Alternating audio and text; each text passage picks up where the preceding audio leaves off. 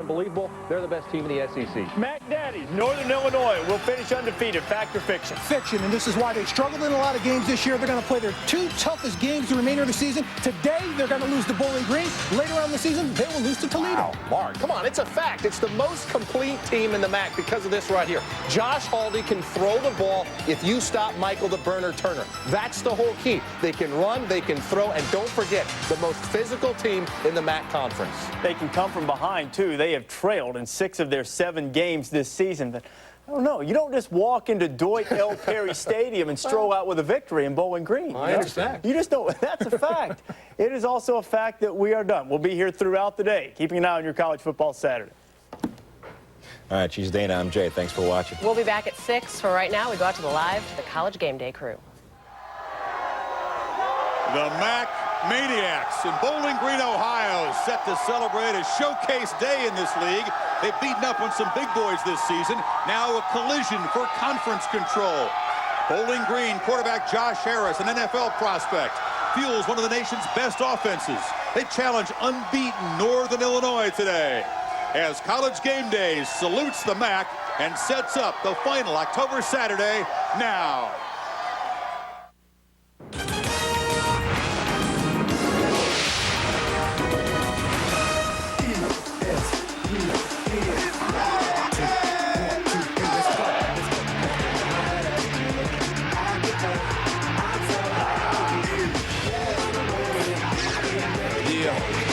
Yes, sir, that time of year's finally here. Game day with Bubba K. Lo and behold, the Mac attack just won't go away. Northern Illinois refuses to let the dream go. They better hang on tight. Saturday at Bowling Green, going down the stretch run. Here they come for the Heisman. Jason's in the lead, but Larry ain't too far behind him. Can't forget about Super Simmons or K. Jones. Things are heating up. If you can't take it, you should stay home. Finally, the only poll that matters has arisen. Several once beaten teams waiting in the wings. If the undefeated can't escape the season clean.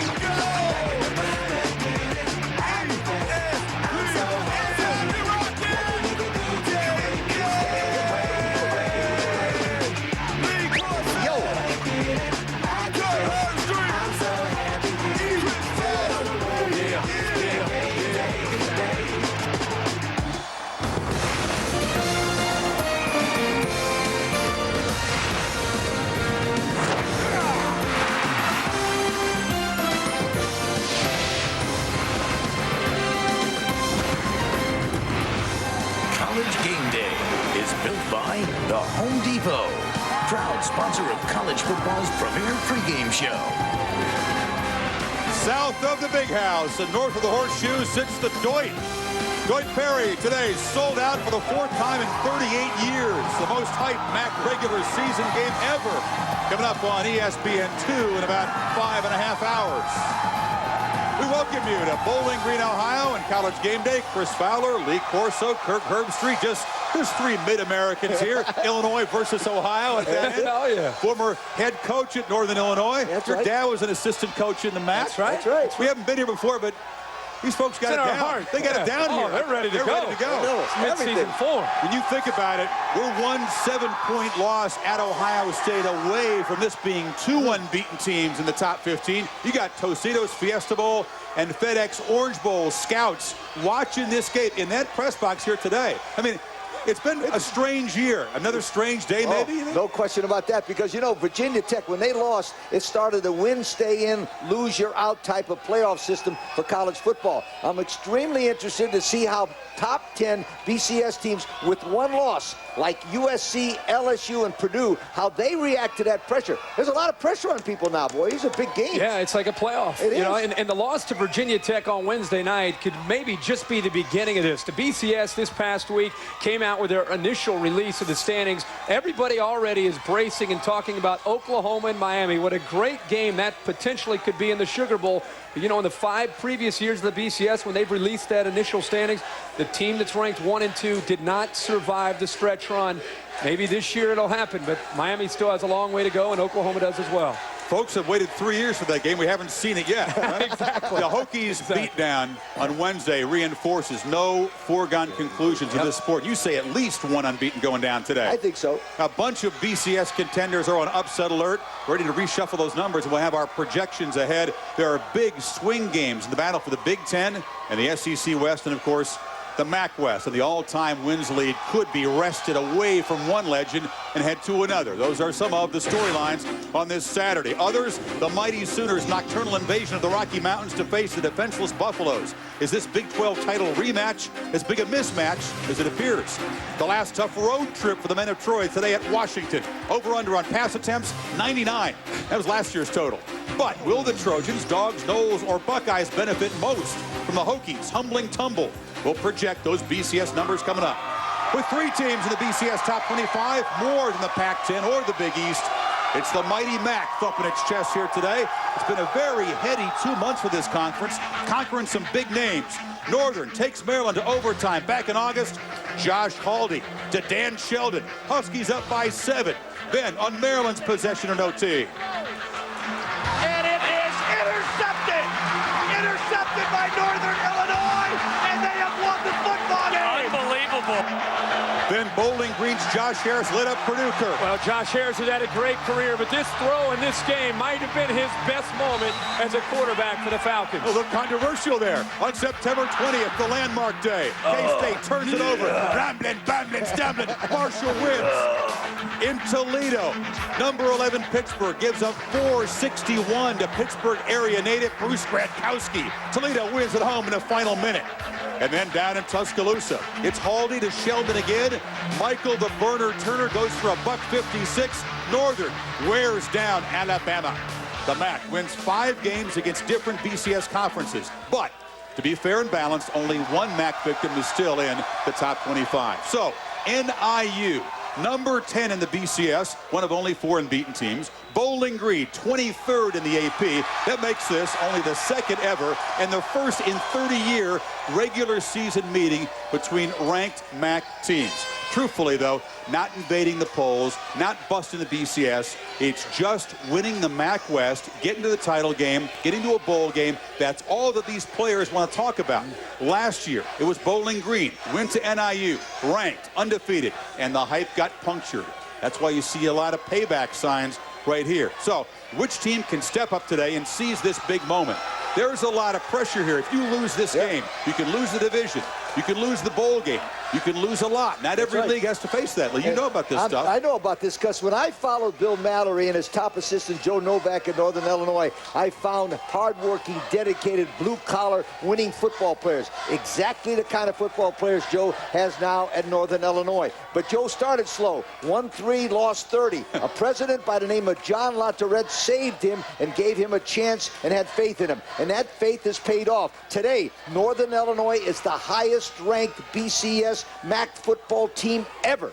I mean, that's a hell of a statement right there. You're breaking down some history on the MAC here. Yep. And Lee, you know as well as I do, the MAC has always had a team or two capable of pulling off a big upset. What we're seeing this year is a lot more depth in the MAC. And I think it has a lot to do with the scholarship reductions down to 85. Schools like Ohio State and Michigan can no longer stockpile all these great high school recruits in the Midwest. So instead of going to Ohio State and Michigan being 3rd or 4th string, they're going to Bowling Green. They're going to Miami of Ohio. They're going to Northern Illinois. And they're giving the schools in the MAC outstanding skill and talent, and Chris, especially at quarterback, because you can look at the MAC conference this year and make an argument that top to bottom, the MAC might have the most depth at the quarterback position of any conference in the country. I agree. I think the MAC's always had pretty good skill, Chad Pennington and so on, and Marshall. But the big linemen, that's a situation, too, that's improved in this league. They're physical. Great recruiting. You're going to see some great offenses here. Greg Brandon at Bowling Green, number 2 in total offense. But there's also a great tradition of coaching in this conference. I have a few names like, you know, Paul Brown and Woody and Bo. And, Mr. Corso, back in '84, he inherited a 10-2 team. That's right. With 4-4-1. Look, it's a good look right there. I mean, is that? Look at that. Look at the hair. Was I buffed up or what? Look at Chicago Marriott breaking it down like a politician. Like Slept in the stadium, didn't you? Yeah, well. You look like the senator there breaking it down. I'll tell you, that was unbelievable. If it wasn't for Northern Illinois and a guy named Bob Brigham, I wouldn't be where I am right now. He got me back in coaching. More memories. A look at one of the great coaches in this MAC conference coming up. And also, Ed, we're going to talk more about the BCS because those numbers have been reshuffled after the Hokies loss. We're going to tell you how close, how controversial it might get. The Tide and the Vols had big plans when the season began. Before they line up today, we'll look back at where things went wrong. And Joe Paterno now shares the top spot on the coaching win list, but he can hear the whispers. I just hope I'm smart enough. And I hope I got enough people around me going to say, hey, Joe, it's over. It's over.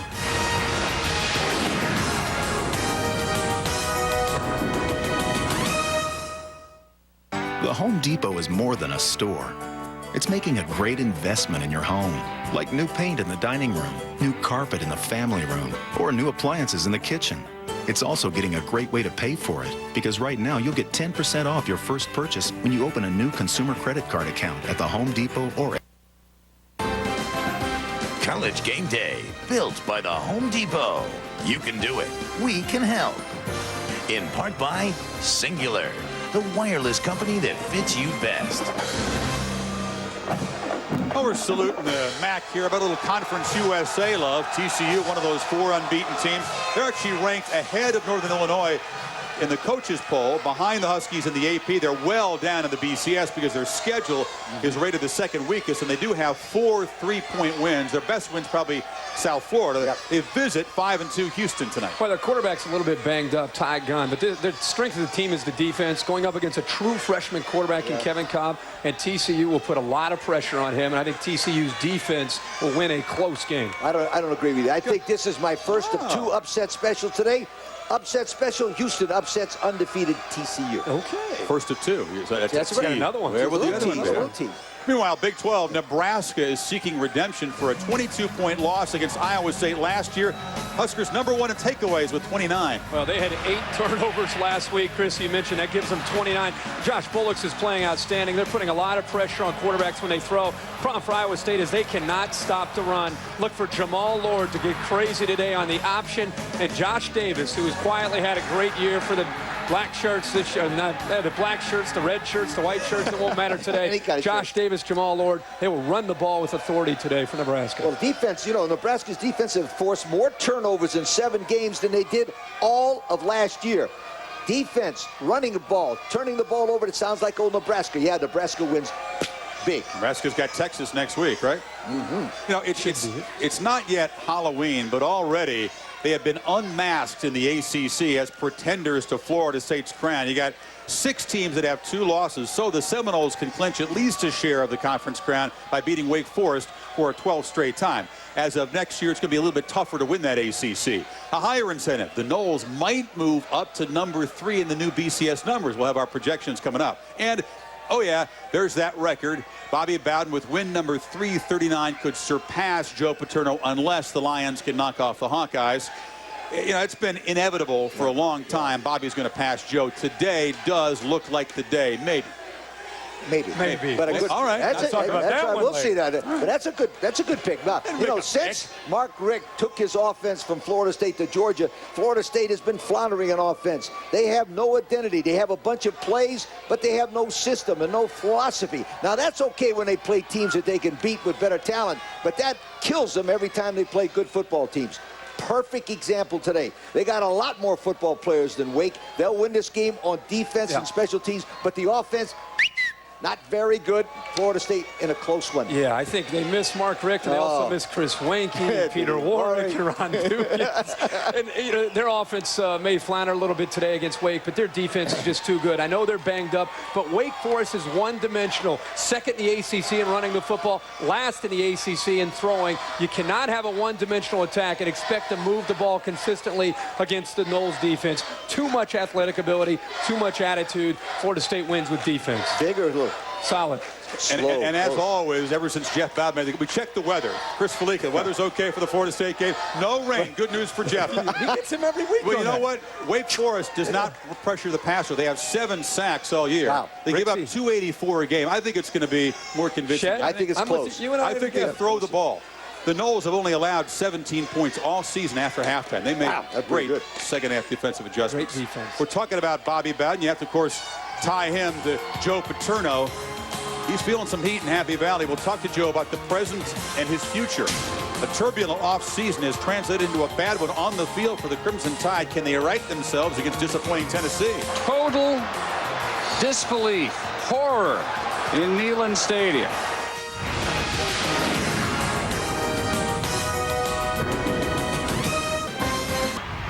Now the hottest pitch and catch combo in the NFL, Dante Culpepper from UCS, Mac School, to Randy Moss of Marshall, Mac School. Just thought we mentioned it. You like that? Yeah, I like that. Good throw. Alabama certainly knows about Mac power. And these are strange days when the third Saturday in October arrives, and the Crimson Tide and Tennessee are 7-7 combined. It's only the second time in 19 years neither team's in the top 20 at kickoff. You know, staring at 5-8, maybe even 4-9. That is not what even the most patient and understanding Crimson Tide fans had in mind in year one of the Mike Shula regime. Tennessee has been physically manhandled lately so badly that defensive leader Kevin Burnett says the motivation today, just don't look foolish on national television. And that's how bad it is. I mean, they could still finish 9-3 and go to a pretty good bowl game at Tennessee. But poor tackling and worse blocking are killing them. Non-existent running game. Last 4 games, 1 run longer than 13 yards. That's awful. Tennessee? Yeah. Wow. Recently, Tennessee's offenses look vanilla. It looks stagnant. It looks undisciplined. It's only averaging 20 points per game in the SEC. They've lost 2 in a row. And you add to that to all of Philip Fulmer distractions this week that are going around Knoxville. If they lose to Alabama, there is big-time trouble in Knoxville. They won't lose. Alabama's not very good. Tennessee will still beat them. You know, Tennessee in the last 7 games against ranked opponents, 1-6. I can't believe that. Yeah, that is amazing. You know, last year they were not only hit by the injury bug, but they also had a lack of continuity. Something was missing. They had some individuals on the team. Things were looking a lot better this year until the end of the first half when they were going up against the Georgia Bulldogs. This is it. I think this is the turning point in the season, really. It's up to them today to turn it around. They're going in there right before the half for the lead. Not only do they lose this game after this play, in my opinion, Chris talked about the lack of execution, they quit after that play in the second half. They laid down and they went through the motions there in the second half offensively, and they didn't tackle very well on defense. This is a big game for Tennessee just to get their swagger back, to get the attitude back. They should beat Alabama, but if they have bigger dreams this year of trying to get to 9 wins, they need to turn it around in a hurry today, and they better show that they have a close-knit team, because you didn't see that in the second half against Georgia. They fell apart. They use the Q word, quit. You never expect to see that from Tennessee. Right, not Tennessee. But this is a rivalry game. It should be able to get up, because they still can challenge and salvage some good things this year. Shocked to see that. We are going to check in with our gang in the studio now for their take on some hot topics. Therese, Mark, and Trev. Guys. All right, guys, final Saturday in October, about to turn the calendar and go into winning time in November. But as we turn this and get into the second half of the season, let's play a little speed drills. And Trev, let's start. Who's the biggest disappointment? Which school's the biggest disappointment this year? Well, I think it's schools, and I think it's the Atlantic Coast Conference. This was going to be the year someone else was going to win the conference crown. We had NC State and Phillip Rivers, legitimate Heisman Trophy candidate, Matt Schaub in Virginia, Maryland. Once again, Florida State, the Seminoles proving, Mark, they're the best team in the Atlantic Coast Conference. Well, I think it's schools also. I think you look at Kansas State, they're preseason number 6 in the country. They got ran over by Marshall. They've lost 3 games this season. And also Notre Dame. Here's a team that last year everybody was so high on. This year they can't win a game. Which school's the biggest surprise? Again, schools. I think it's the Big 12 North. We heard in the preseason how Kansas State was going to be a top 5 team. Colorado, Gary Barnett said he had his best team he's ever had. Look at the Big 12 now. Nebraska, 7-7 last year, and Kansas, the Fighting Manginos, atop the Big 12 North. Well, my biggest surprise is Navy. This is a team that 3 years ago, 2 consecutive years, they won 1 football game, 1-20. They hire Paul Johnson. They win 2 football games. They beat Army. They're 5-2 this year. They will end up either 8-4 or 10-2. I think this team deserves a bowl game. There's no bowl game for them because they're independents. What if it's 9-3? Somewhere in the middle, you want to give them a bowl game? Absolutely. Right? Okay. Who's your Heisman choice today? Well, it has to be Jason White. I mean, Jason White's been so good. He's going to win the Heisman Trophy. If Oklahoma goes undefeated and plays in the national championship game, he will win the Heisman Trophy. But Larry Fitzgerald is the best player in college football. The Heisman Trophy says most outstanding player. Why shouldn't Larry Fitzgerald win the Heisman Trophy? I totally agree with you. Larry Fitzgerald is the best player in America, followed by Cadillac Williams, but Jason White will win the Heisman Trophy. Cadillac can add a little bit to that resume tonight on ESPN when Auburn takes on LSU. And, of course, later on this afternoon, a guy sort of hanging around on the periphery, putting up big numbers. A guy by the name of Michael Turner might have a little say in that, Chris. Absolutely. Oh, yeah, you start them up. That's good race. You woke up the orange crowd here. It is a weird Heisman race, isn't it? Fitzgerald has to fight history because he's a sophomore. White was a non-factor, really, because of injuries until this year. I can't remember a year where we're a week away from November, and you really have to stretch to come up with 5 candidates for the Heisman Trophy. Everybody agrees that Jason White is the front runner, and he could go on to win this, the quarterback in the #1 team in the country. Fitzgerald is the best player in the country, but he's not getting the recognition because his team's not winning. And Eli Manning, you got to wonder if he's going to win enough games. After that, it's a free-for-all. Yeah. It's a wide-open race outside of Jason White. You know, talk about a great success story. Jason White had 6 career touchdown passes before this year, and now he's the leading candidate. But I'm going to give you even a better story than that. In 1963, a junior quarterback at Notre Dame named John Hewart threw for 243 yards and 1 touchdown the entire season. The next year, Ara Parseghian comes in. John Hewart won the Heisman in 1964 after 243 yards and 1 touchdown the next year. Is that unbelievable? Only in America. Only in Notre Dame. Only in America. Only in Notre Dame. That's and America and Notre Dame. You know what's interesting when you see the straw polls? White may be a clear front runner, but I don't think there's one candidate that has strong, unwavering support of the vote. I think they jump off a guy, jump on a new guy at the last minute in a heartbart. Where are the running backs? No. Steven Jackson was up there until the Washington game last week. He's gone. There's just no running backs. The spread offenses. Well, last year we had Larry Johnson and Willis McGahee in New York City. This year, nothing. Nothing. We'll have some people there. Don't worry about it. Some guys will emerge in the next Somebody, step up. A good time at the Yale Club. All right, the BCS rankings, thanks to the Hokies' loss, they're going to reshuffle.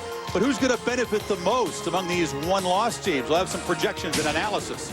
And Northern Illinois has exhibited inspired play. The source, a teammate who left them far too young. And I told him, I said, I can't give you any good reason why this happened. There's no explanation, and it's just something we have to deal with.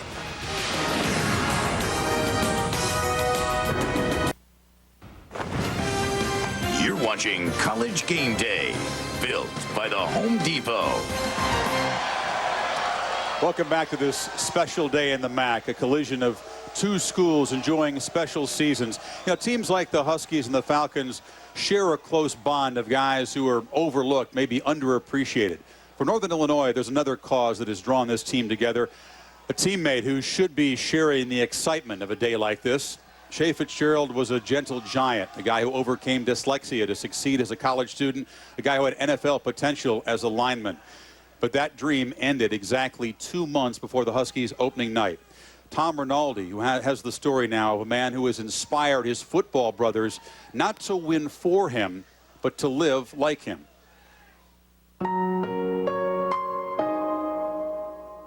I saw his hopes and his expectations and his dreams. I imagined him preparing for a game right there by his locker. And I kind of imagined what would be going through his head at that time. As large as his absence now, Shea Fitzgerald's presence was bigger still. 6'8", 300 pounds, a left tackle at Northern Illinois with NFL potential. Everything about him on the field, any coach would want him to play for him. And off the field, you know, he was just a great guy. He's like a big teddy bear, most people would say. His dream was just to have other people around him, you know, feel good about themselves. He never had anything negative to say about anyone. On June 28th, Shea's 2 families, teammates and siblings, mixed at a party at his brother's apartment in Chicago. 2 of Shea's closest friends, teammates Pat Raleigh and Brad Cieslak, were there, talking with him on the edge of a crowded 3rd-story porch shortly past midnight. Shea turned around to talk to somebody, and that was the last. So me and Brad made it inside maybe a good 10 seconds, 10 steps through the door. We walked into the kitchen, and we took a right, and we were probably maybe 10 feet from the porches. We just, you just heard like a crack, and it kind of stands out in your mind that you can hear it still. I went back to the same door where we were standing before, and just looked down, and there was nothing there, nothing at all. And a breaking story tops our news this morning. The summer party ended in terror. It happened during a party in the Lincoln when a porch collapses on the north side. The 3 porches collapsed on top of each other. Cieslak and Raleigh immediately ran to help and search for Shea. I felt like I was being torn apart. I didn't know what to do about anything. I didn't know whether to keep searching and looking for him, try to console his, his brother. I didn't know what to do. I mean, there were a couple of times I just walked over to the brick walls in the back and just, put my hand on my knees and just had to take a minute to realize what was going on. At least 12 people were killed. As many as 57 others were injured. The youngest victim, Shay Fitzgerald, was 19 years old. Later that morning, Shay's body was recovered. His family and his team began their missions of grief and acceptance. There were bits and pieces of that night that were the worst. No one should have to experience that. Walking, into the medical examiner's office, seeing friends, parents in the medical examiner's office, seeing Shay's best friends, parents in the medical examiner's office. That was the lowest and the hardest. I'm so used to talking to a team and having reasons and ideas and thoughts, and I told them, I said, I can't give you any good reason why this happened. There's no explanation, and it's just something we have to deal with. Northern Illinois dealt with Shay's loss by sharing it with each other and with his family.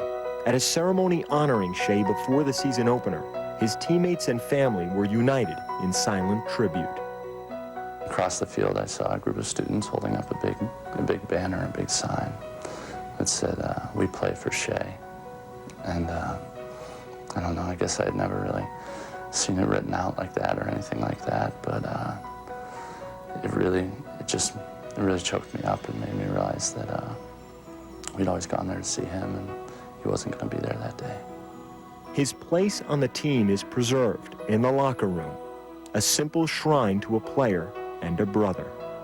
And when they walked us into the locker room when that game started, and they showed it to us, and it was like a big trophy for him. It was all covered up in the plexiglass, and it was just kind of shined out at you. I get motivated every time I look at his locker, because no matter how hard any situation in life gets, whether you don't want to practice or this hurts or that hurts, I mean, the kid lost his life, and it's something that could have been avoided. And it makes you just look at life totally different. This season at Northern has been about more than winning for the Fitzgeralds. It's been about memory and healing, as much as a season can be. You overcome a hardship, and you're going to deal with it, and you're going to learn from it. And it's going to make you a stronger person. And I think this experience is probably going to make me a stronger person, but I don't really want to be a stronger person if this is what you have to go through. What has been the lowest point? I think it hasn't happened yet. I think it'll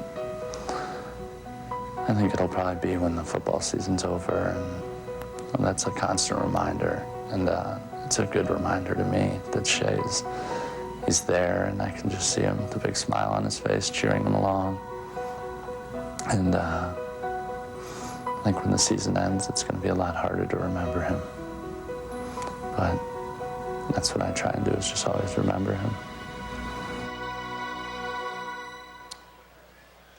Joe Novak heard the terrible news the day he landed in Hawaii on a vacation, went right back to the airport and flew home to be with his team.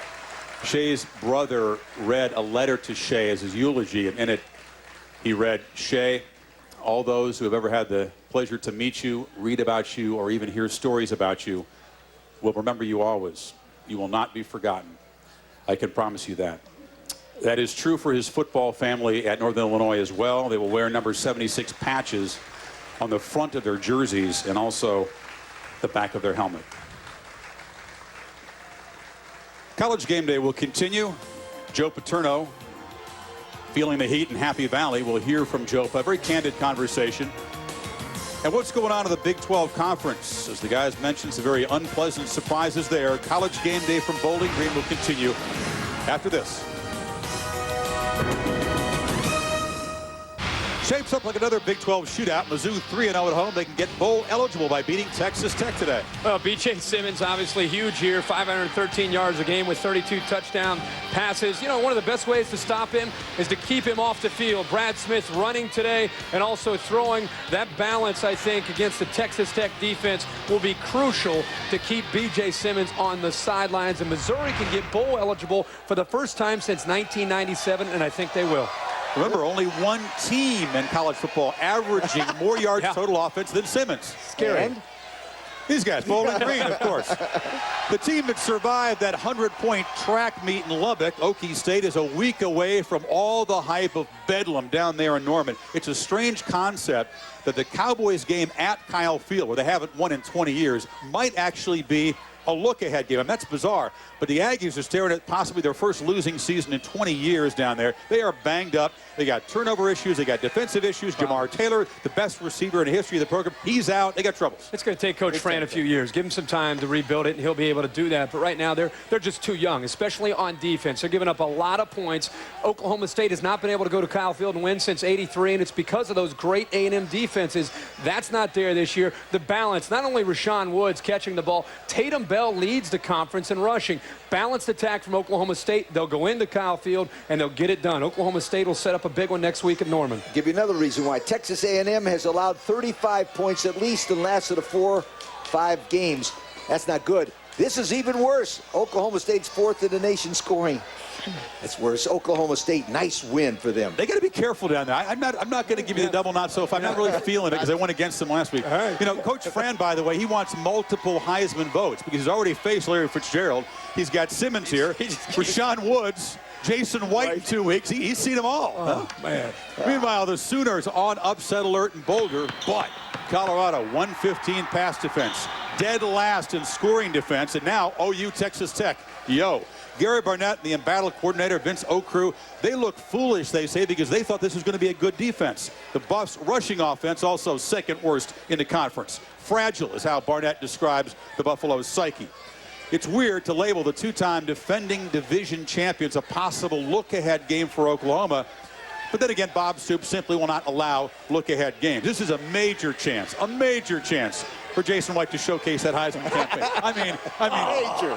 Speaking like an alum, we love CU this year. They're really struggling. Their pass defense, Chris just touched on it, has struggled all year. About 19 touchdown passes alone. That number's going to go up by at least 4 today. Jason White gets most of the credit, but there's plenty of credit to go around. And I think one of the guys that deserves as much as anybody should be Mark Clayton, the wide receivers from Oklahoma. That's the difference this year with Oklahoma, the speed and the ability to get downfield in a hurry with those great receivers. Look at Clayton catching the ball in traffic.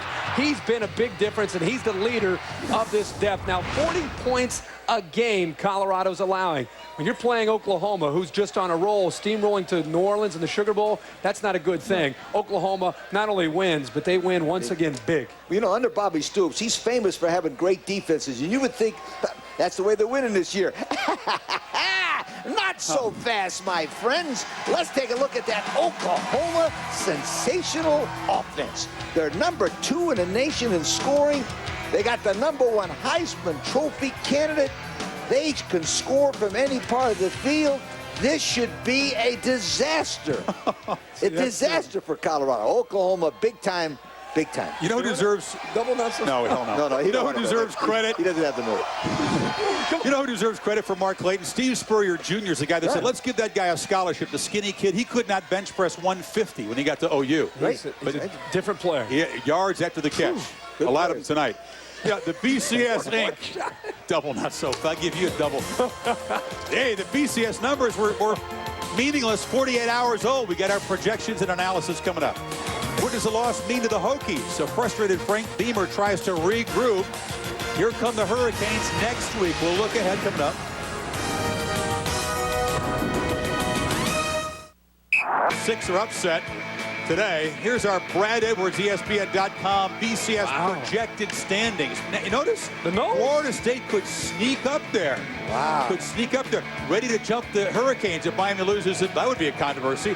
It's very tight. You see right there, 3 through 6. USC being hurt now by a couple low computer rankings. They would jump Ohio State, though. Virginia Tech, we think, is going to drop around near the bottom of the top 10. Brad says, get this, a slight chance Miami Idol might jump Oklahoma for number 1. I can't figure that out. Who knows what's going on? Bob Stoops would have a hard. Maybe not. It doesn't really matter. No, forget it, Brad. It ain't going to happen. Listen, let's take a look at Oklahoma. Last year, Bobby Stoops and his staff learned a valuable lesson of their team being confident and being cocky. Well, being overconfident and cocky cost them the Oklahoma State and Texas A&M games. Knocked them out of the championship. Stoops is a quick learner. Not this year, my friends. They'll be ready. Well, the adjustment of moving Eric Bassi out and Dante Nicholson into that secondary, they're not having the breakdowns in the back end the way they did last year against A&M and Oklahoma State. Plus, that schedule's very nice. After today, one more game on the road, and that's Texas Tech at the end of the year, and then the Big 12 title. Don't worry about Oklahoma. They'll be fine. What I'm looking forward to is Miami. Can Miami survive at Virginia Tech after the way the Hokies went out and played? Can they survive later against Pittsburgh? Because if Miami loses, total chaos. The BCS brass gets very nervous because now you have not only Oklahoma at the top, but you have 5 or 6 or 7 teams that are saying, what about us? What about us? And you just said Miami might be sliding down. Maybe Florida State moves up. Can you imagine if we have that again from the year 2000? Florida State loses to Miami and somehow gets ahead of them. I know you would be great TV. Oh, you would love that. Oh. Say what. Meanwhile, the MAC BCS story, we talked about a couple teams in the top 25, 3 of them, as a matter of fact. Northern Illinois has the highest ranking for a non-BCS team in the debut. TCU once reached 9th 3 years ago, then they lost. The computers, like the New York Times, they give the MAC no respect. They get the Huskies down to 27th. The thing is, they cannot compensate that strength of schedule number with margin of victory this year. And losses by teams like Maryland on Thursday, that hurts them because, of course, they conquered Maryland. Bowling Green, they could move way up with a win today. They could move up in the polls, move up in the computers. What's a team to watch, you think, that has a loss already? My message to people who follow the BCS is just relax. It's late October. We're just getting started here. And when teams are going to move up and down, the cream will eventually rise. And I think the team to keep an eye on, the Georgia Bulldogs. I think Georgia, of all the one-loss teams, still has Auburn to play. They have Florida to play. They have Georgia Tech to play. So their strength of schedule, if they win those games, is going to go up. And they will climb in the BCS standings if they go out and win those games. I'm looking out the West Coast. USC and Washington State, if they both win this week, they played next week, the winner of that ball game, nice schedule, and no Pac-10 championship game. Big advantage. That's a monster game in the Coliseum, you think? No. No. Too far. The old Seattle Times rankings that used to help out those Pac-10 teams, they're killing both SC and Washington State. Doesn't that computer know where it's plugged in anymore? I don't understand. All right, we'll get back to the SEC West. Cadillac rushed for almost 500 yards, 8 touchdowns his last 3 games. Does he have enough gas to beat LSU? And the Trojans, talk about they give up in Washington. SC's Wild Bunch 2, ready to tee off on Cody Pickett. I'm Omar Nazil. Coming up on College Game Day, we'll introduce you to the Wild Bunch 2. Well, what conference has the least meaningful home field edge? Hint, Trojans, Huskies right there over the shoulder. Pac-10 home teams are just 8 and 7, trying to reverse that trend and perhaps stage another late season surge. Washington, if SC can survive this, the only other road trip is at lowly Arizona. Footballs are going to fill the air again. Last year they combined for 709 passing yards on 99 attempts. This is a chance for the Trojans D-line to tee off on Cody Pickett. The Wild Bunch 2, named for the 1969 team's originals, which have been immortalized on a trophy on campus. So pull up a big old Cardinal and gold easy chair and let's meet the Wild Bunch 2, shall we? This front four is really living up to their reputation. Don't have 3 seconds against this Wild Bunch 2 outfit. We are the Wild Bunch 2. Al Cowling, Jimmy Gunn, Charles Weaver. They were all great players, and they, led the team to, national prominence, by their defensive line play, and it's just an honor to be named, second Wild Bunch. Sean Michael Cody, the first defensive tackle. My pops was a big Notre Dame fan, so therefore I was a Notre Dame fan. His daddy kicked me out of the stadium when I was recruiting him and told him, says, Coach, my son's not going to your school. Omar Nazil, defensive end. Loud mouth. He craves attention. He's always the loudest person in the locker room in the Galen Center. And he always has to let everybody know where he is. The mouth of East Oakland. Mike Parrish, defensive tackle. He has the quickness and the leverage that Sap has. He doesn't talk quite as much as Sap did. Goes by the name of Fat Pat in the tuna committee. That's not a name. That is not a name, okay? We can stay with Baby Sap and that Fat Pat thing. Y'all call the cat whatever you want, but he's affectionately known as Fat Pat. And everybody No, it's not affectionately known at everybody knows the deal. You know what I'm saying? Keep it real. That's his own personal nickname. That ain't nobody else. Kanachi Udeze, defensive end. Probably the only defensive lineman that will argue about any stat that he will have. Yeah. First thing after the game, he's asking Chris for the stats. Man, Chris, let me see the stats. I don't know what's going on. I got a sack. That was not a half a sack. This guy will jump on the pile and expect to get his .5 in the tackles. That's who we are. That's who we are. And that's who we are. And that's who we are. Obviously a very tight group. I want one of those chairs. That's a very impressive looking chair. That is. Please don't tell me without great defensive line that it's all about establishing the running game. No. Please don't tell me. No, there are a few athletes that happen to attend Southern California. You know, they lost their entire backfield, including a 4-year starting quarterback who happened to win the Heisman Trophy. It's going to take a little bit of time for USC's offense to get going, and they've been able to do that. Matt Leinart in his last 3 games is playing well, I think, because of the running backs. Herschel Dennis gives him quickness. He is a true sophomore. Lindale White, true freshman, gives him power. And here's the future superstar, Reggie Bush, true freshman, gives him a combination of both. Last week, Washington did a great job of containing Steven Jackson, held him under 100 yards. First team to do that all year. They're coming into this game. They're coming back home. A lot of confidence. Problem is USC has just too much balance and too much of a confidence of their own. I like USC in a close game in Seattle. Good pick. You know, 2 weeks ago, Washington gave up 8 sacks against Nevada. 8. They changed their pass protection, thank goodness. You give Cody Pickett a chance. And watch horrible pass protection by those big fat tackles. They go right to the inside, and it's all over. Big red. Oh, but look at this one, Kirk. They changed to a nice zone protection. Yep. They got those guys blocking. All of a sudden, Pickett, touchdown pass. They're looking a lot better. Now, Washington has won 3 of 4 at home. But the only game they lost at home, Nevada. USC is better than Nevada, so USC. That one hurt. Oh, you showed me the nice tape, and then you gave me the butt. That one hurt. What? Right? USC that wins. one hurt him right here. That hurt me. That one hurt you. Hey, guys, in Pullman, Wazoo has to avoid the look ahead. They call it couging it in the Pac-10. We got the big showdown in the Coliseum. Oregon State comes limping in. Poor old Beavers had a soul-searching team meeting after that collapse. First of all, you got to hang around in this game because the Cougars are the best first quarter team in the nation. 75-8 edge. And they throw the ball so well. You know, Washington State's quarterback, Matt Kegel, is sensational, and boy, he starts throwing that football real early, and he throws it late, and he keeps on throwing it until he gets to the kid named Chris Jordan. Now, Chris Jordan, number 2, this is his first career touchdown pass in the left-hand corner right there. That's wonderful. Now, Washington State will use a running back named Jonathan Smith more today in the inside than Kirk. They're going to throw the ball on the outside and keep throwing it on the outside and keep throwing the outside. Washington State wins a big one. I love Matt Kegel. He is a tough guy who's filled in some big shoes for Jason Gesser, playing great. I think Washington State is number 6 in the country, though, because of how they're playing defense. Attacking style, a lot of experience. Let's take a look at our EA Sports virtual playbook to really get a feel for what they've been doing well and what they're going to try to do today against Oregon State. Oregon State's going to be in the shotgun. They're going to get back there with Derek Anderson and Steven Jackson. Now, you're going to watch Will Durning, a middle linebacker who has tremendous power. One-on-one opportunities here to get to the outside. He has speed to get out there to defend Jackson and make the open field tackle. Now, when they go back to throw, the push up the middle is crucial because it doesn't allow Anderson to step up. And that's going to allow Isaac Brown time to come up with a big sack. They are putting a lot of pressure on opposing quarterbacks. Even when they don't get the sack, Didi Ochelano will get the pressure, making Derek Anderson throw it a little bit early. He throws it into traffic. This is really pretty. Isn't that nice to see all that? Jason David there to make the interception.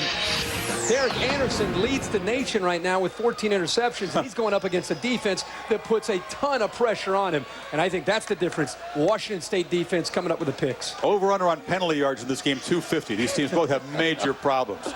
We will come back. We'll talk about the showdown at the Big House. The Boilermakers try to finally break through. You get booed here, huh? Auburn managed to secure a place atop the SEC West as the son of a preacher man. Says the Tigers have found inspiration. And he like God rose on the third day, and Auburn football rise on the third game. And everybody just believed in it, and it hit right on the head what we was going through.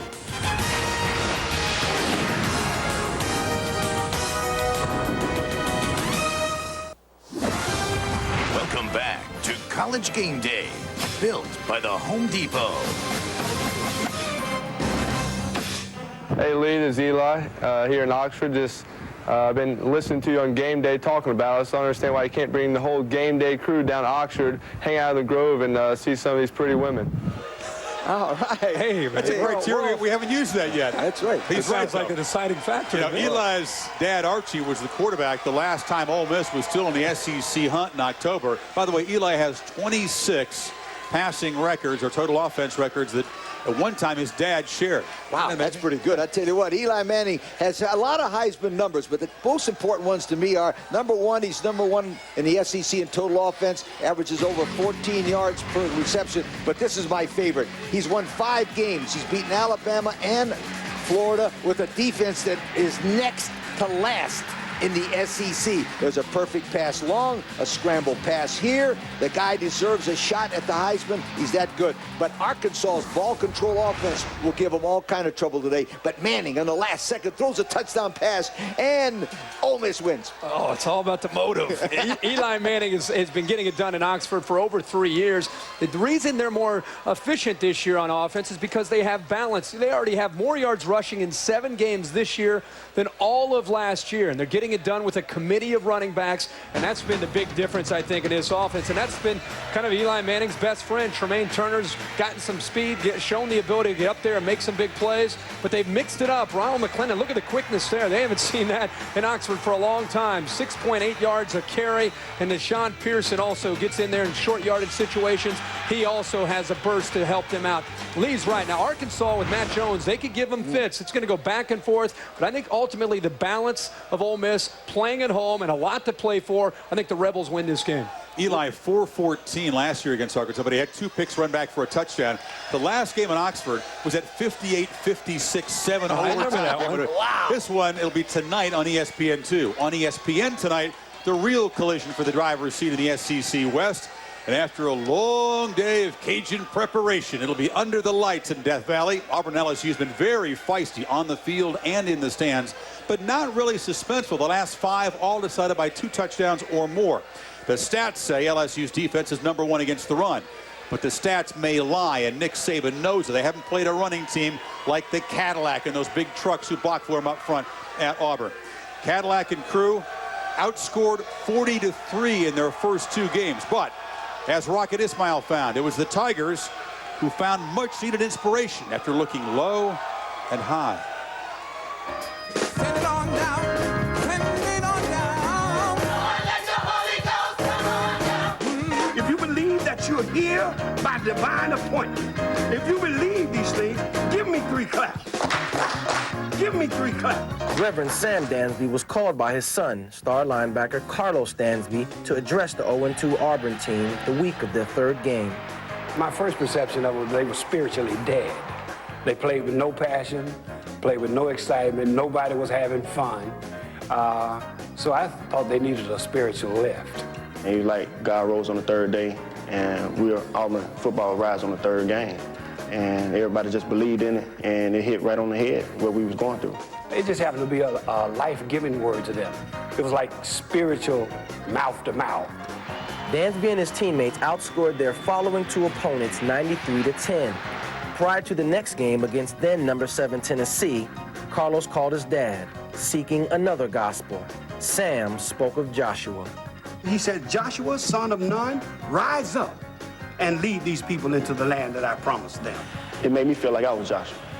Like he was telling me to go lead the team to victory, take the team across the water, lead the team to the next level, take the team to the next place, the next destination. It's showtime! It's showtime! It's showtime! It is the Auburn Tigers who come away with the upset. After upsetting Tennessee, the next mission was to defeat another top 10 opponent, Arkansas in Fayetteville. Arkansas was a fortified city. Nobody could win in Arkansas. So I kind of made a parallel between Jericho being a fortified city, Arkansas being a fortified city. He told me, he was going to Jericho after he crossed over. And God told Joshua to walk around Jericho 7 times, and I said, word. Dansby emerged from the tunnel and emulated Joshua, walking around the field. I walked around 7 times, didn't say a word. The fans were wondering what I was doing. You know what I'm saying? They were looking at me all crazy and stuff. Some of the guys come up to me, I just hold up 7 fingers. I ain't say a word. He took to heart, and he believed in it, and he believed that it would help him become a better player in that game. Dansby drops him at the 41-yard line, and the Tigers take over. Carlos Dansby level Jones. I felt it, and I said, it's my time. And that's what I've been believing. That's all I've been saying from ever since that day. It's my time. Being a preacher's son is not an easy task. Most kids rebel, but God taught me to give my sons rope, mercy. He called me to preach. He didn't call them. And to see him stand up and lead his team, it makes me feel good that I did accomplish some things. Somebody tell God thank you. Hey, kids tell Sam thank you. He coaches football, basketball, baseball. He has an inner-city youth program in Birmingham called Bibles and Balls. You know, Dansby, his son, is certainly blessed. He's a top 10 NFL prospect, according to Mel Kiper Jr. But I did notice something. That inspiration is more effective when you got Vandy and Western Kentucky coming there than SC.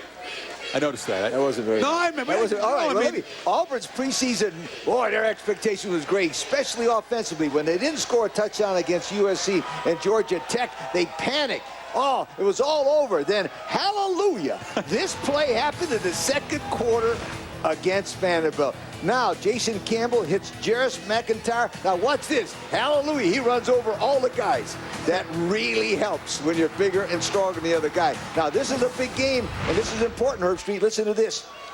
LSU's going to score first, and they're going to win the game because in their first 2 losses this year, Auburn never led.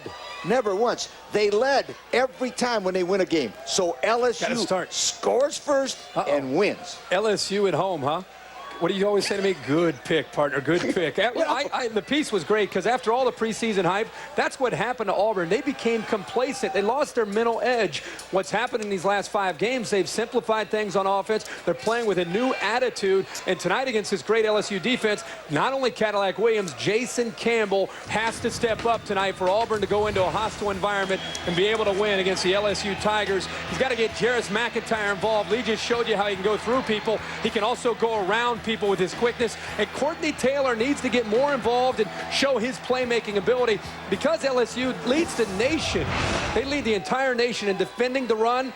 Look for Jason Campbell to make a few passes, especially on 1st and 10, try to open it up, and then it's going to be Cadillac Williams. I like the balance of Auburn going into Death Valley and winning a very close game. Good pick. Not so fast official pick. No, not yet. That's coming. We got a good one. We got a good one. Nick Saban says whatever quarterback plays better wins. You're going with Campbell. You're going with Mock. Efficiency of Campbell. You know, by the way, also in need of divine inspiration, by the way, and maybe even divine intervention, is 2-4 Notre Dame. They've lost 3 of the last 4 to Boston College. Glenn Earl out with a knee injury. The Eagles very hungry to atone for their meltdown at Syracuse. It's their first home game in a month. Not good situation, Notre Dame. Is the Willingham honeymoon officially over? Looking for divorce court, maybe. I'm telling you why. Let me tell you. 8-0 at this time last year. Tyrone Willingham was a genius. Since then, 4-7. And people around South Bend are wondering if he can motivate his team. Offensively, average to below average. They only average 12 points per game. The Boston College team is made up of nothing but Notre Dame rejects. And I'm going with those rejects to beat the Irish. Well, I think it's tough for me to look at Tyrone Willingham in 2 years and say that, boy, he's on the hot seat, or what's wrong with Tyrone Willingham? Give the guy, like any coach, give the guy 3 or 4 years to recruit his personnel to fit his system. Brady Quinn's going to be a potentially all-American type of quarterback when he's got some receivers and offensive line and running backs and a balanced attack to work with. Right now, they don't have that. That's the reality of the Notre Dame situation. I think Boston College at home will take care of Notre Dame, and its slide will continue. But I think it's really tough. The early expectations because of the success last year, it was kind of smoke and mirror there. fans don't want to hear reality. I mean, in this day and age, you've already had 3 coaches fired. It's not yet November. Jackie Sherrill announces his retirement. But you have an untimely loss out there, and up pops a website calling for a coach's firing. I mean, it happens time and time again. The internets, the salaries, it just becomes more and more contagious all across the country. We're seeing it. And I also think it's unrealistic expectations because of what's happened in the last 3 or 4 years in college football. Bob Stoops went into Norman. Program is in disarray. Second year, he won a national championship. Jim Tressel went to Columbus and to coach Ohio State, and within his second year, the Buckeyes won a national championship. That, I think, has caused this knee-jerk reaction across the country that we need to win right now. Yeah. And it's not good enough to wait 4 or 5 years to let them recruit. You know, because I was fired at least a year or 2 in advance before they really got me, I really resent the idea that lots of people take shots at coaches and don't know the facts. You know why? Because it hurts the family more than it does the football coach. So I'd rather do this. Let the guy finish his career and then make a decision based on what kind of human being he is. But boy, I don't think it's right to take shots at coaches on that internet. Those sneaky guys. The talk shows, the columnists, the internet. Well, a coach should be crazy for going on the internet and hearing that stuff in the first place. But it's the reality. Let me ask you this. Ron Zook all of a sudden is a great coach because they've won 2 games. It hurts. But 3 weeks ago he was a jerk, and now all of a sudden he's a great coach. Is that? I mean, is that how we're following it? Is it that volatile? It's like the stock market. Of course it is. That's the way it goes. All right. Well, it's a chance for you to weigh in. You could be on your way to the BCS, the singular championship text challenge. Which team has been the biggest disappointment in college football? Is it the Irish, the Vols, Nittany Lions? We'll hear from Jopa coming up. Or is it Texas? Wow. I don't know about Texas. Coming up, college game day from the MAC. Teams settle into their rightful spots in the Big Ten. Kyle Orton, can he make it a landmark day for the Boilermakers? And a candid conversation for Jopa. Will he know when it's time to go? I'm still excited because of the fact that I think it's a good young team that eventually is going to be pretty good, and I would like to be part of it. The game passing by, that's a lot of hooey.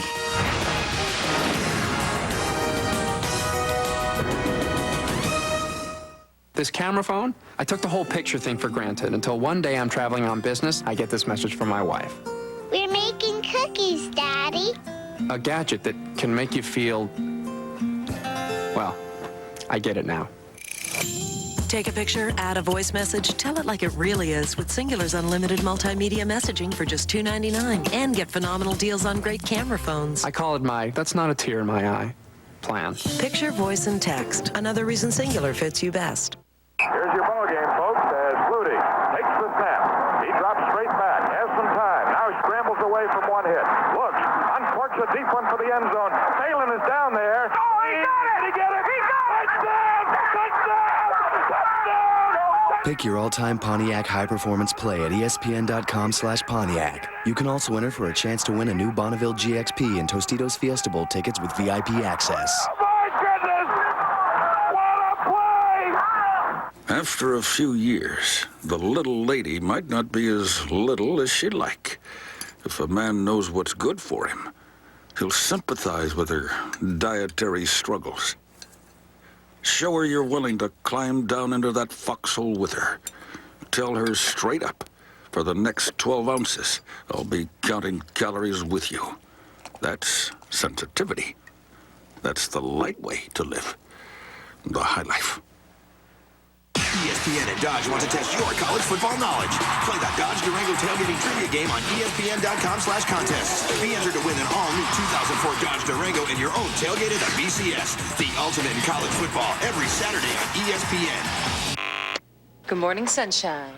Oh, I found your tickets on the 50-yard line. Check out the throwback, bro. Wake up with us. Try a little cold pizza. ESPN2's new live morning show, Cold Pizza. Weekdays, 7 a.m. Eastern on ESPN2. For a great-looking floor, head to Menards. Diamond plate laminate flooring features a lifetime warranty against wear, stains, and fading. Plus, it locks into place with no glue or nails. On sale, $274 a square foot.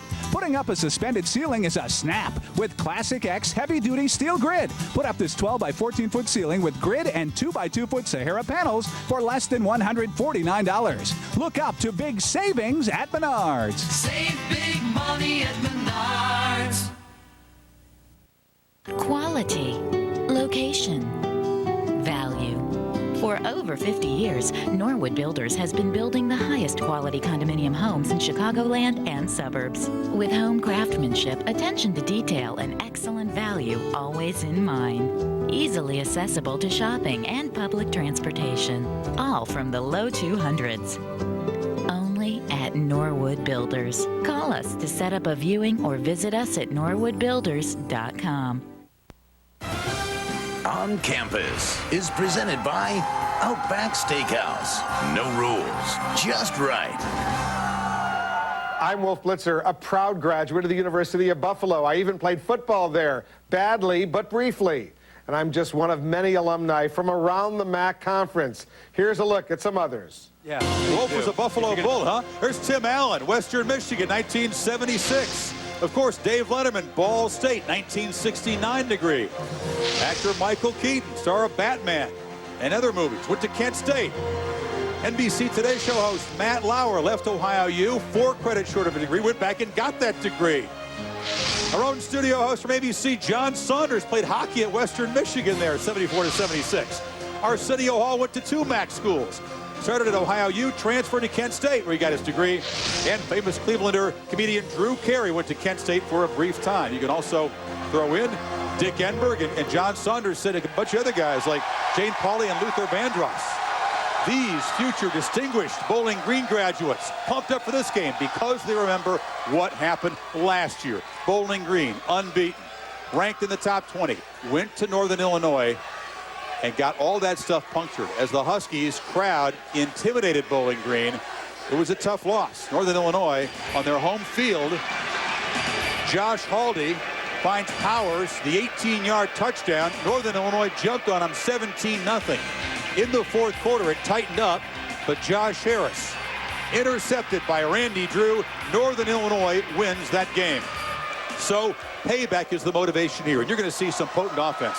Bowling Green, number 2 in total offense. Northern Illinois takes a very different approach. You got Haldi, who's the Ohio native from Madison, back in his home state. You got P.J. Fleck with 57 catches and a very physical running game. Well, if you go back to the beginning of the year, I think Northern Illinois gained a lot of confidence as a veteran football team with a couple big wins. Of course, opened it up against Maryland and going down to Tuscaloosa and winning in Alabama. The man that has carried a load is Michael Turner, 5'11", about 235, runs a legit 4.4. He's got great low center of gravity, unbelievable strength in his legs, and that allows him to break through arm tackles, and Bowling Green's defense will have to be ready to tackle him if they want to try to slow him down. What makes Northern Illinois so effective is if you load up to stop that running game, that's when Josh Haldi can throw the football, especially to P.J. Fleck. They make big plays with the pass game, and that balance, I think, of Northern Illinois, Bowling Green better be ready to stop these guys. Boy, that's perfect stats, because in the last 3 ball games, Northern Illinois has averaged over 35 points a game. So if Bowling Green has a chance to win this ball game,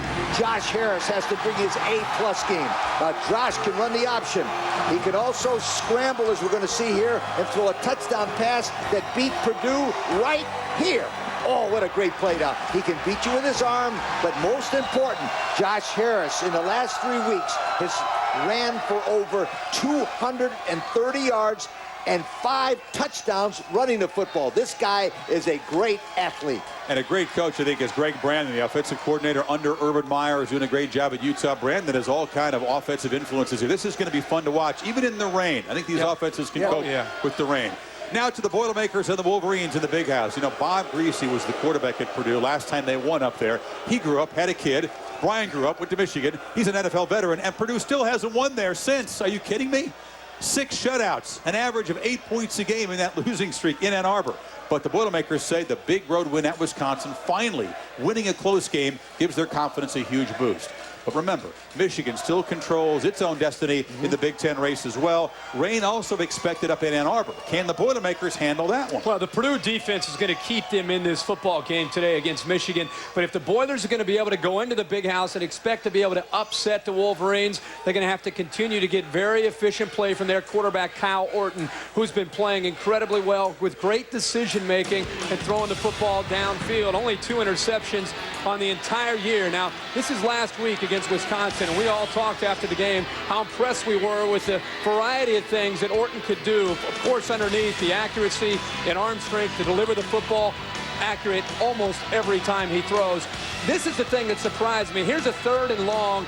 He gets into the open field here. He's got great presence in the pocket, and he shows you a nice little quickness there to get upfield to pick up a first down. And this is the other thing he can do very well, buying just enough time for Ray Williams to get deep down the field, to come up with a big catch. And look at the touch right over the shoulder of Williams to set up the game winner. It's that versatility that Orton has that gives him a chance against those boys today. Now, Michigan can't put pressure on a quarterback. They have only 1 sack in the last couple games. They have to blitz to be able to get that pressure, and because of that, you're kind of feeding into what Purdue wants. Balance on offense, tough defense. Purdue goes to the big house and upsets the Wolves. You're picking Purdue. I'm picking Not Purdue. so fast, my friend, which is by now. I don't want to say anything, but it's 4-3. I'm leading. Right, now, Purdue has one of the greatest passing attacks you'll ever see underneath. So that Michigan to get them, I don't agree with my friend. I think they're going to blitz from the outside, they're going to blitz in the middle, and they're eventually get Kyle Orton. Now, watch Larry Stevens, number 13, come from the outside right here. Ooh, this Stevens can fly. Look at him. Ooh, that's it right there. Now, Carl Diggs. Watch him sneaking up around the chicken coop. He's coming right up the middle to get old Orton, knock him down. Not so fast. Michigan wins, and my man, Steve Preston, I got to say his name. Punt return, long pass, Steve Preston, Michigan wins. Not so fast, the home favorite, huh? All right. Are you picking one upset today? All right, I'm going to stay tuned. At Iowa, the Hawkeyes try to play catch-up, and the Lions are trying to just halt the free fall here. You know, Jopa trying to keep the bowl hopes alive, trying to perhaps keep a hold of a piece of that record. At 2-5, the fans are grumbling, and an ESPN.com poll revealed that about 75% of the people believe Paterno should retire at the end of this season. Trust me, Joe doesn't own a computer, and he doesn't really care about his critics. I visited with him. I found him, you know, not resigned, but defiant. He was telling stories about getting beat up as a kid in Brooklyn, but his dad sitting him down and saying, don't let him knock the fight out of you. Joe certainly has plenty of fight left, but when does defiance become denial? Joe Pa's about to be down by 3 touchdowns. Holy Toledo. Can you believe what's happening here in central Pennsylvania? Sounds so damn, phony to say to you, I don't believe I'm 76. Okay, I don't feel that way. You know, it's hard for me to believe I'm 76 years of age. So, you know, when I go on the field, I don't go out there, I go out there with the idea, hey, you better get your rear end moving, or I'm going to kick your butt, you know. And I do, and that's why I like to coach, and I have fun with them, and I think the kids appreciate it. So I don't think I have it. I really don't. I think I think I'm okay. If the game passing by, that's a lot of illusion. I think the next thing for me is to prove that we can win again. I mean, until I do that, then I expect to be criticized. He now stands alone as the winningest coach in major college football history. Congratulations, Joe. You broke Paul Bryant's all-time win record. It was a very emotional moment for you. Your wife was on the field. It was a career highlight, I'm sure. You may not be able to keep that record when you and Coach Bowden. Bobby Bowden's going to do that to me. I don't know. Would he? Would he do that to me? I think he wants to win as badly as you do. Bobby Bowden. Listen, I don't care about the record. If it was somebody else, maybe I'd feel differently. But I really do enjoy. Bobby and I have been on a lot of trips together, and Sue are close friends, and we've you know. So I got X number of wins, and he's got X number plus 10 wins. I mean, so what?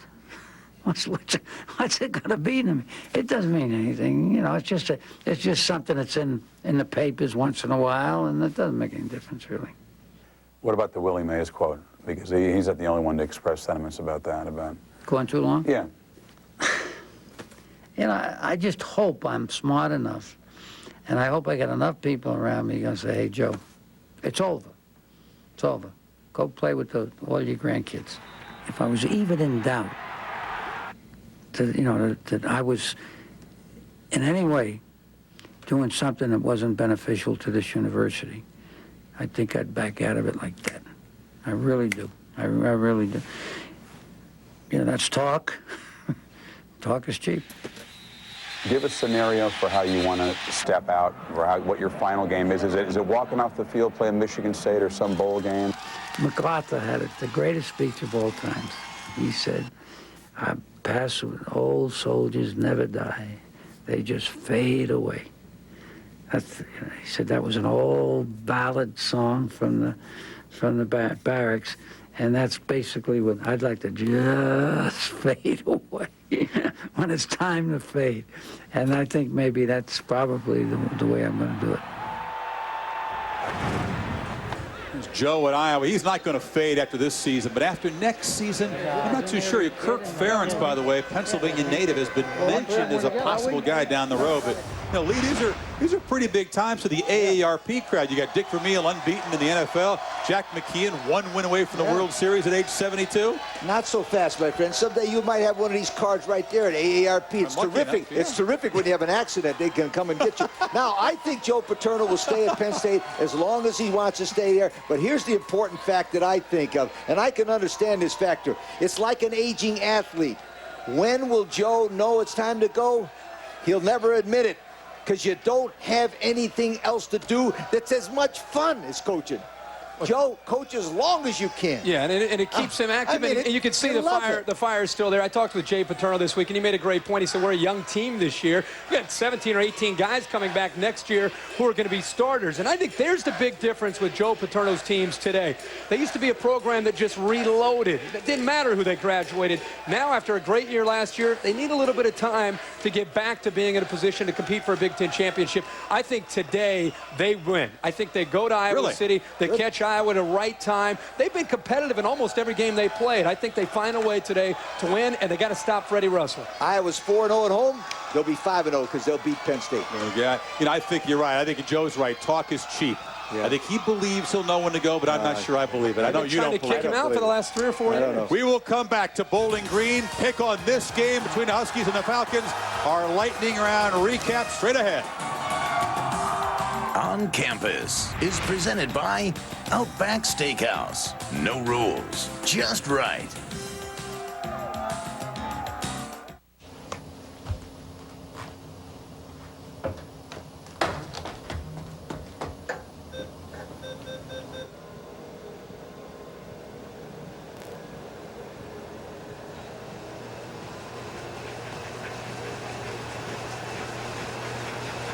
Free up your night for Outback's tempting coconut shrimp and our Royal Port catch.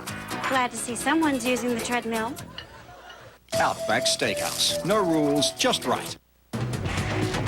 Introducing a whole new line of over 30 power tools from Rigid that'll seriously outperform what you're using now.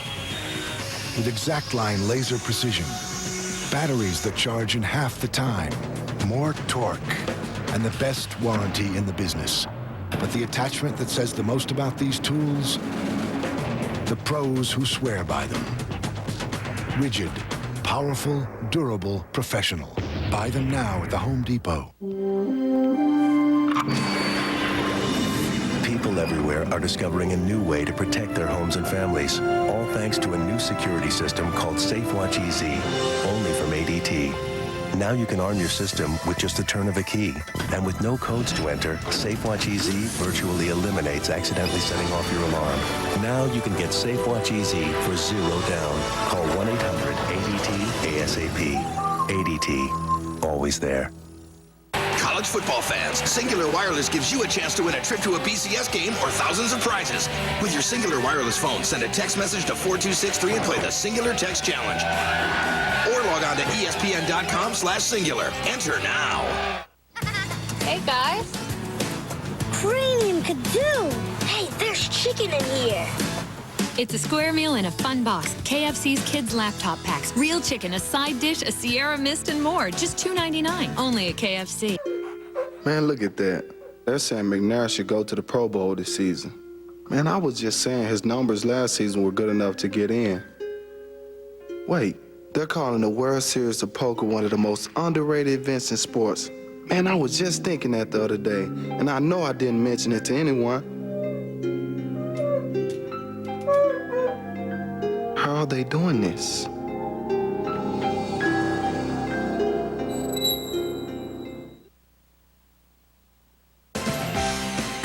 Game Day, built by the Home Depot.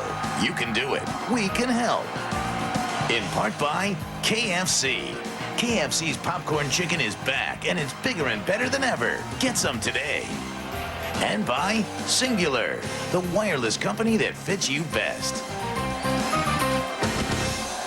Lightning round. Does Purdue win at Michigan for the first time since '66? No, Michigan wins. Steve Preston, big play. Purdue's best team in the Big Ten. They get it done with great defense and a balanced offensive attack. Do the Trojans get trapped up in Seattle? A possible look-ahead game. No, they won at Notre Dame. They can win at Seattle, USC. I think Washington's coming in with a lot of confidence, especially on defense after last week. But I think USC is just too good a team. They'll win, but they're going to have to fight to win this one. Does Wazoo look ahead? They host Oregon State. No, Washington State passes and wins. Kegel will have a big game, but I think it's really the Washington State defense defending Oregon State that's the difference in this game. Auburn, LSU. Who wins tonight on ESPN? Don't tell me the Tigers. Be more specific. LSU wins. They score first and beat Auburn. I think Auburn's attack with Jason Campbell tonight. Which quarterback's going to win the game? That's what it's going to come down to. I think it'll be Jason Campbell. He's playing very well these last 5 games. Pettit versus Beckett. World Series Game 6. Yankees in 7. It's got to be 7 now. We called for Yankees in 6. I think Pettit will get them back, and the Yanks bounce. If they win today, it's over. They win it in 7. Breeders' Cup Classic. No, we don't have time. Let's talk about the Falcons and the Huskies. Can BG prolong that home field winning streak? Can Northern prolong its overall winning streak? One of the biggest MAC regular season games ever. Kirk Herbstreit. Well, I look forward to seeing these players. Michael Turner's had such a great career. Looking forward to seeing him. But I think the difference in this game is revenge for Bowling Green and Josh Harris's ability to make the play on the run and throw. I like Bowling Green to win it. Frida, former Husky head coach, is going with Frida the Falcon. Look at the gloves. Look at that. And the gloves. It's unanimous. We thank you for joining us from MAC country. The Buckeyes and the Hoosiers are next. We'll see you later on today from Bowling Green.